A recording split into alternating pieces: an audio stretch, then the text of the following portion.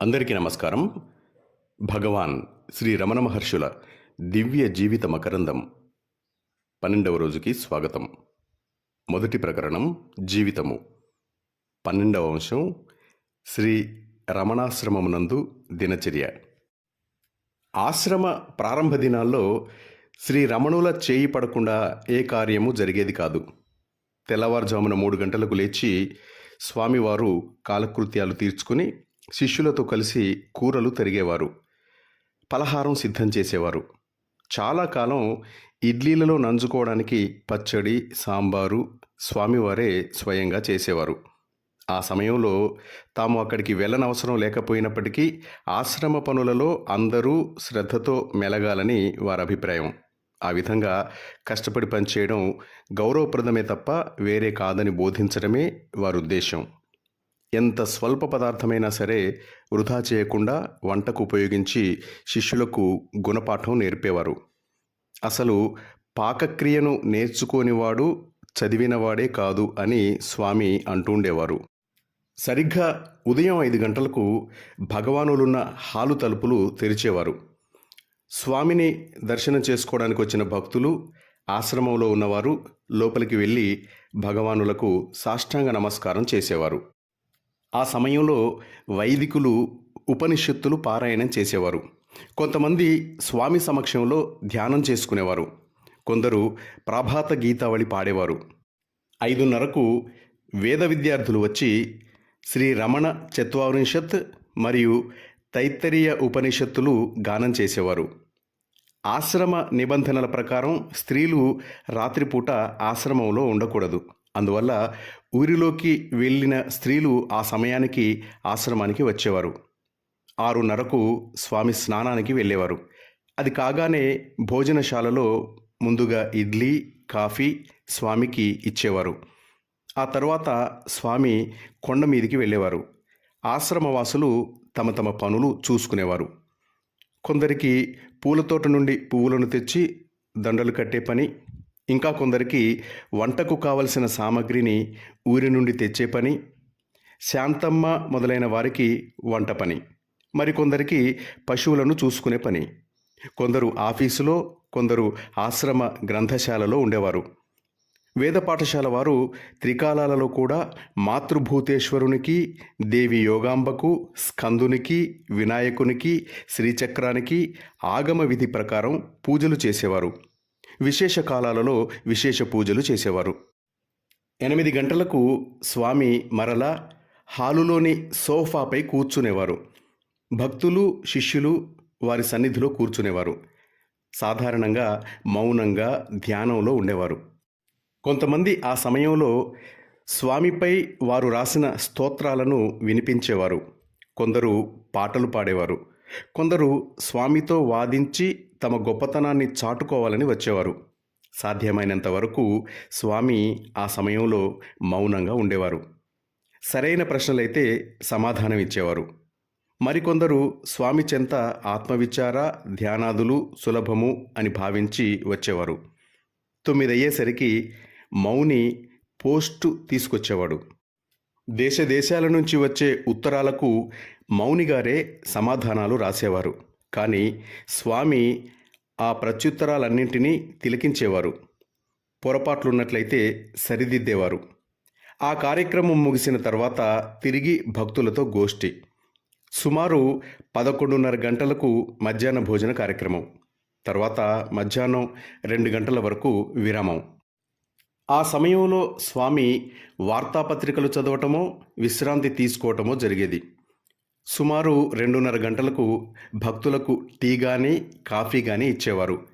మళ్ళీ యథాపూర్వంగా హాలులో కొలువు తీరేవారు. సాయంత్రం వరకు దేశ విదేశీయ భక్తులతో హాలు నిండి ఉండేది. వారిలో కొందరు సందేహ నివృత్తి చేసుకునేవారు. మరికొందరు తేజోవంతములైన వారి కనులు చూస్తూ శాంతి సాగరంలో ఓలలాడేవారు. సాయంకాలం 4:30కు స్వామి కొండ మీదికి వెళ్ళేవారు. తిరిగి వచ్చిన తర్వాత 5:30 నుండి ధ్యాన సమయం. వర్షం లేకపోయినట్లయితే స్వామి బయటి వసారాలో కూర్చునేవారు. చుట్టుపక్కల ప్రశాంత స్థితి ఏర్పడేది. అనంతరం వేద విద్యార్థులు మరలా వచ్చి నమ్మక చమకములు, పురుష సూక్తము, శ్రీ సూక్తము పఠించేవారు. ఉపదేశ సారము చదివేవారు. ఒక అరగంట విరామం తర్వాత మహర్షిచే రచింపబడిన తమిళ గ్రంథ పారాయణము, వేదపారాయణము ముగిసేటప్పటికి మాతృభూతేశ్వర పూజ జరిగేది. స్త్రీలు రాత్రులలో ఆశ్రమంలో ఉండటానికి వీలు లేనందువల్ల వారు భోజనం చేసి నిద్రించడానికి ఊరిలోనికి వెళ్ళేవారు. రాత్రి 7:30కు లఘుభోజనం, తర్వాత 8:30 వరకు స్వామి సన్నిధిలో శిష్యుల గోష్ఠి. ఆ తర్వాత శిష్యులు ప్రణామాలు చేసి వారి వారి ప్రదేశాలకు వెళ్ళేవారు. అప్పుడు స్వామివారు హాలు తలుపులు మూసేవారు. ప్రతి సంవత్సరంలో 3 దినాలు ఉత్సవకాలంగా పాటించేవారు. ఆ 3 రోజులలో ఒకటి కృత్తిక దీపోత్సవం, రెండవది శ్రీ రమణుల జయంతి, మూడవది మాతృభూతేశ్వర మహాపూజా దినం. అతి వైభవంగా జరిగే ఆ 3 రోజుల ఉత్సవ కాలంలో వేలాది భక్తులతో ఆశ్రమం కోలాహలంగా ఉండేది. మన దేశంలోనే కాక దేశ దేశాలలో శ్రీ రమణుల కీర్తి వ్యాపించడం చేత అనేక మంది ముముక్షువులు, అధికారులు, అధికారేతరులు, ప్రఖ్యాతి పొందిన తత్వవేత్తలు శ్రీ రమణులను దర్శించడం కోసం ఆశ్రమానికి వచ్చేవారు. ఆ విధంగా వచ్చిన స్వామి దర్శనం చేసుకున్న మొదటి పాశ్చాత్య భక్తులలో పాల్ బ్రంటన్, చాడ్విక్ మొదలైన వారు ఎందరో ఉన్నారు. వాళ్ళు శ్రీ రమణులను దర్శించి వారి వారి సందేహాలను తొలగించుకునేవారు. చాడ్విక్ మాత్రం ఆమరణాంతం ఆశ్రమంలోనే ఉండిపోయాడు. వీరే కాక ఇంకా ఎంతోమంది పాశ్చాత్యులు శ్రీ రమణులచే ఆకర్షింపబడి వారి రచనల ద్వారా శ్రీ రమణుల వైభవాన్ని పాశ్చాత్య లోకాలకు విస్తరింపజేశారు. ఆశ్రమానికి విచ్చేసిన దేశ విదేశీయ భక్తుల గురించి మిగతా ప్రకరణాల్లో వివరంగా చెప్పబడింది.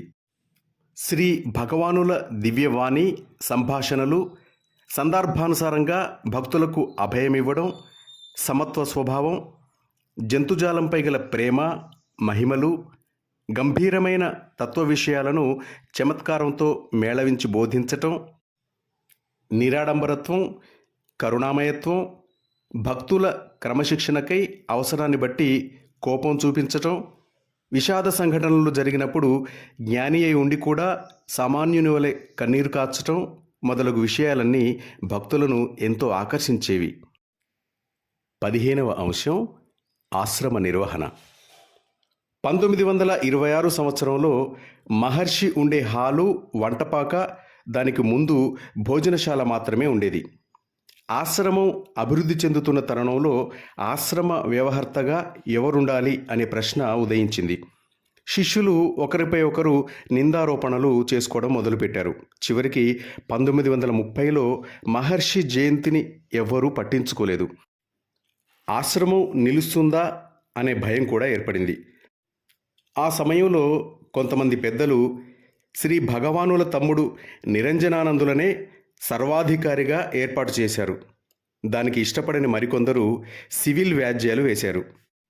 ఈ ఇబ్బందులు నివారింపమని భక్తులు ప్రార్థింపగా స్వామి జస్టిస్ సుందరం చెట్టి గారిచే నిరంజనానందుల పేర పవర్ ఆఫ్ అటార్నీ మరియు తమ అనంతరం ఆశ్రమ పరిపాలనా విధానం నిర్దేశించే వీలునామా రాయించారు.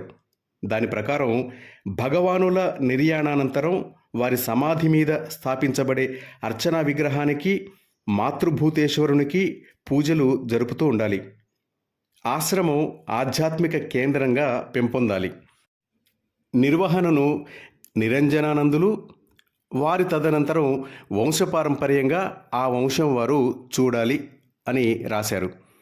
ఈ విధంగా 1917లో శ్రీ రమణుల వద్దకు వచ్చి తర్వాత సన్యసించి నిరంజనానంద స్వామి పేరుతో ఆశ్రమ సేవ చేస్తున్న భగవానుల తమ్ముడు 1930లో ఆశ్రమ సర్వాధికారిగా నియమింపబడ్డాడు.